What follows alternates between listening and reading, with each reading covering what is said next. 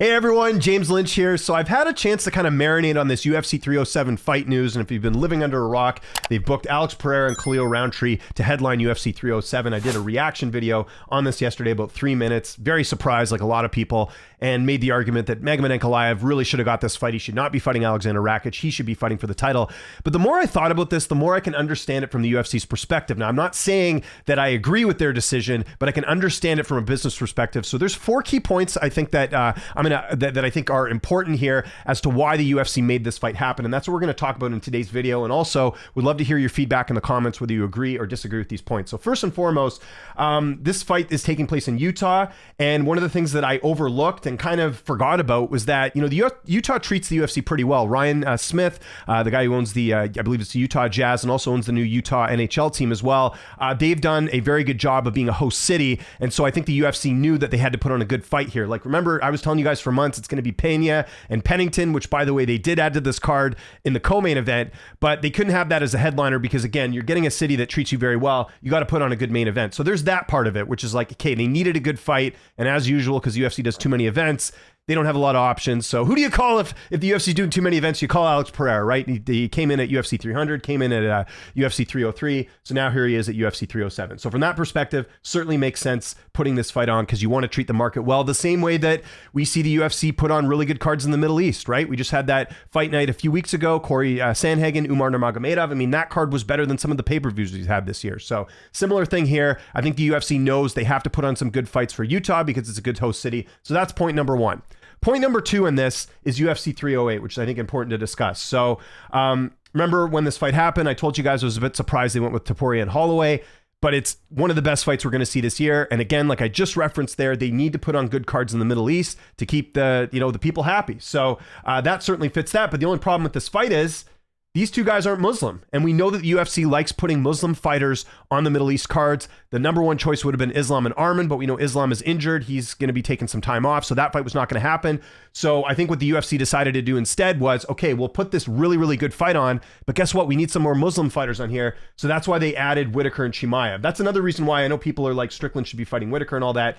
Chimaev, no matter what, was going to fight on this card. I don't think there's any question about that for 2 reasons. Number 1, he's Muslim. Second, I mean, go read on Google right now. My understanding is from the stuff that I've read, Chimaev is not allowed to fight in the U.S. or even go to the U.S. right now. Not going to go into detail on that. This isn't a political video, but you guys can go look that up for yourselves. So he cannot travel to the U.S. So that's one of the reasons that they had to put him on this card. And we know that Strickland can't go to the Middle East. At least that's been reported. So who's the next one to fight him? It's going to be Robert Whitaker. So understandable there, not to mention Whitaker volunteered to take that fight. So you're looking on this main card. Who else here is Muslim? Nobody except for Ankalaev. So you kind of think of it there. They needed at least 2 Muslim fighters, or they needed to have the main card be with Muslim fighters. So you put Ankalaev in there. That's an easy one. But now, the obvious choice would be, okay, Ankalaev and Pereira, let's put them on this card. Now, if you're Alex Pereira, you're like, hold on a second here.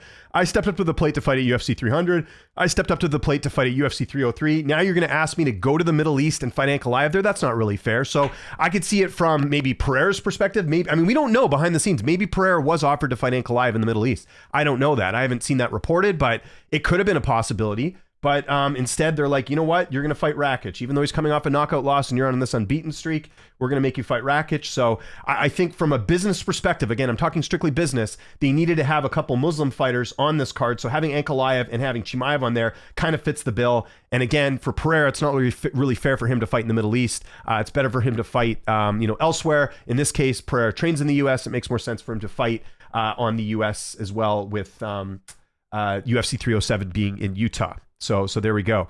What else do we have? And then the other thing is, who is, okay, so with that all in mind, this is point number 3. If Ankalaev is not going to be next for Pereira because they want to have him in the Middle East and it's not really fair for Pereira to go fight there, then who does he fight? Who's the most deserving contender right now in the weight class? Let's look at the rankings real quick. There's not a lot of options. Yuri, he just lost. He's not nowhere near the title picture now. He's lost, 2 key fights there. Ankalaev's already booked. Hill, here's the thing that I don't think anyone's even bothered to think about, including myself. I should have brought this up yesterday in the video. Is Hill even ready to fight? Like, I don't know what the deal is. I know he did a video on his channel. I haven't had a chance to watch it yet, but is he cleared to go fight at this time? I don't know yet. So he could still be out. Not to mention, Hill's not getting a title shot after getting knocked out. So I just brought him up because he's ranked number 3, but there's a no world where Jamal Hill's going to get the next title shot against Pereira. Jan Blachowicz would be another option. He's coming off that draw against, actually, yeah, I think the draw was the last fight with Magomed, right? Because he's been injured since then. Let me double check that. Yeah, so Jan's last fight was the, oh no, he lost to Pereira by split decision. Okay, so you could even make the argument, possibly, I'm just thinking out loud here, you could even make the argument that Jan Blachowicz had a very close fight with Pereira, didn't get knocked out. Some people felt like he should have won. I didn't. I thought Pereira won. But there's an argument that, hey, maybe you could give him the shot just because he's coming off a draw and he's coming off a close fight. The fight was close. Let's see the rematch. But I don't even know if Jan's it cleared and able to go as well, right? So if you eliminate those two, then you got Rakic, who doesn't deserve it, coming off knockout loss. You got Krylov, which I don't know what's going on with him.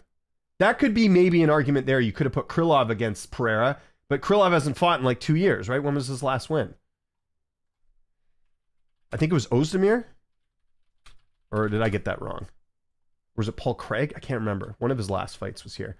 So Krylov's last fight was Ryan Spann, sorry, and that was in 2023. So more than a year off. Like, I don't know what's going on with him. You could have made the argument for Krylov as well. But kind of what I'm getting at here is like, Rountree was probably the next one up.